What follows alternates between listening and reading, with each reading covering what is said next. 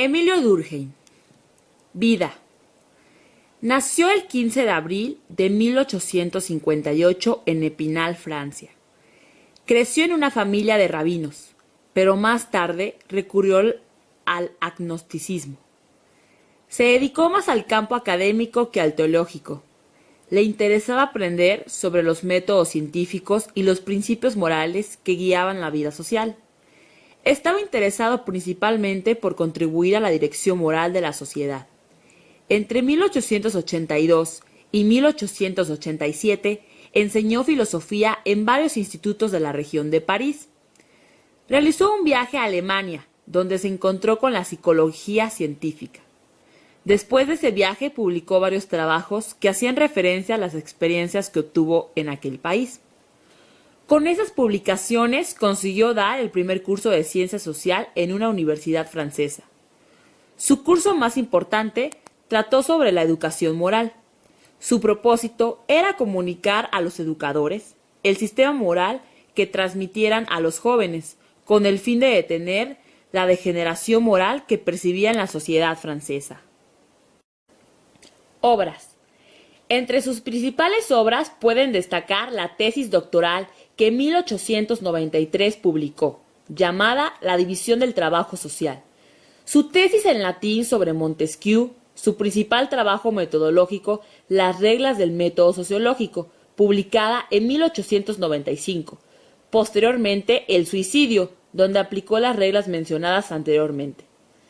Siendo el año de 1898, fundó la primera revista de sociología, y en 1912, Las formas elementales de la vida religiosa. Pensamientos y creencias.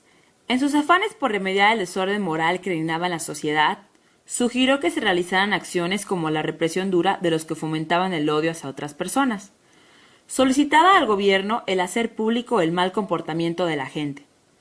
Entre 1928 y 1962 se interesó por el socialismo. Sin embargo, este socialismo era diferente al que representaba Marx. Inclusive señaló que el marxismo era un conjunto de hipótesis dudosas y anticuadas. Para él, el socialismo representaba un movimiento encaminado hacia la regeneración moral de la sociedad, por medio de la moralidad científica. Por ello, no sentía interés en los aspectos políticos y económicos del socialismo de Marx. No consideraba al proletariado como la salvación de la sociedad y se oponía a la violencia y agitación. En resumen, suponía que el socialismo consistía en un sistema que siguiera los principios morales descubiertos por una sociología científica. División del trabajo. Para Durkheim, la división del trabajo era un hecho social material, puesto que constituía la principal pauta de interacción con el mundo social. Por densidad mecánica se entiende que es la cantidad de personas de una sociedad y el grado de interacción que se produce entre ellas. Un aumento en la cantidad de personas más un aumento de su interacción, es decir, la densidad dinámica. Conlleva un aumento de la competencia por los recursos escasos y una lucha más intensa por la supervivencia entre los diversos componentes paralelos y similares de la sociedad primitiva. La división del trabajo propone cooperar en lugar de entrar en conflicto, lo que haría una coexistencia pacífica. Anomia. El concepto de anomia revela claramente su preocupación por los problemas derivados del debilitamiento de la moralidad común. Los individuos se enfrentan a la anomia cuando carecen de un concepto claro de lo que es una conducta apropiada y aceptable. Para nuestro pensador, la patología central de las sociedades modernas es la división anómica del trabajo. Expresa que los problemas del mundo moderno podían remediarse. Es fácil que dejen de percibir un vínculo común con los que trabajan y viven alrededor de ellos. La anomia se encuentra como una de las causas principales del suicidio. Este es el llamado por Durkheim suicidio anómico. Corrientes sociales. Las corrientes sociales las definió como hechos sociales inmateriales. Como ejemplo están los grandes movimientos de masas guiadas por el entusiasmo. Explicó que desde el interior pueden influir en cualquiera de nosotros y nos pueden hacer perder el sentido o la calma sin que nosotros lo queramos. Durkheim consideraba que estos hechos sociales pueden ser estudiados de manera empírica. Eso fue lo que hizo en el suicidio.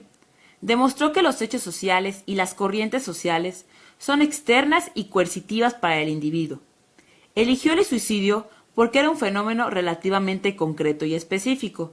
Disponía de datos relativamente fiables sobre este fenómeno y sobre todo constituía uno de los actos más privados y personales.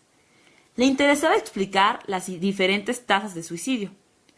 Tenía a suponer que si las tasas de suicidio variaban entre los grupos y periodos de tiempo, se debía a variaciones en los factores sociológicos, en particular las corrientes sociales. Definió los tipos de suicidios en egoísta, altruista, anómico y fatalista. Identificó varios componentes de la naturaleza humana como la existencia de los impulsos biológicos, pero según él, para la sociología era más importante los sentimientos sociales como el amor, el afecto y la solidaridad.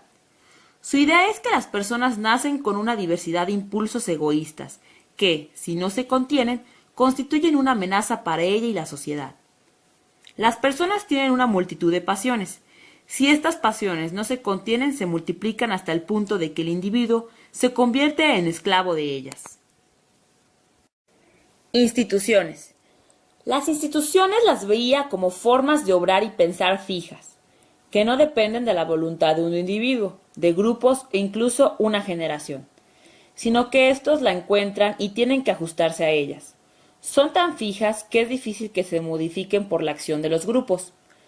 Todas estas ideas y conductas contribuyen a mantener el funcionamiento del sistema. Como ejemplo está la religión. Es un hecho social, una institución, un conjunto de ideas y conductas sociales que están establecidas, coaccionan al individuo y refuerzan la cohesión del sistema social. La sociología debe investigar las instituciones, que son todas las creencias y todos los modos de conducta instituidos por la comunidad. Se trataría entonces de investigar el origen y funcionamiento de tales creencias y conductas, que se considera hechos sociales, es decir, realidades que no pertenecen al individuo, sino que su carácter social están por encima de ellos. Para él, lo que una persona puede llegar a ser está determinado por los tipos de lazos que establece con sus grupos sociales. Por lo tanto, si queremos saber de las causas de un comportamiento individual, debemos conocer los vínculos sociales que ha establecido con medios sociales. Contexto social. Durkheim vivió durante la Belle Époque. Este periodo, que comenzó en 1890, se caracterizó por el optimismo y la fe en el progreso, producto de la paz luego de la guerra franco-prusiana. Hubo un gran crecimiento económico en toda Europa que promovió los avances tecnológicos. Se creía que la satisfacción que esto generaba se extendiera a las demás clases sociales, pero esto no sucedió, sino que comenzaron a surgir problemas por la modernización de la sociedad, como la pobreza, la inseguridad y los conflictos entre clases. Estas problemáticas fueron denominadas cuestión social. La Belle Époque finalizó en 1914, con el estallido de la Primera Guerra Mundial. En la época donde vivió Durkheim se le consideró como un liberal.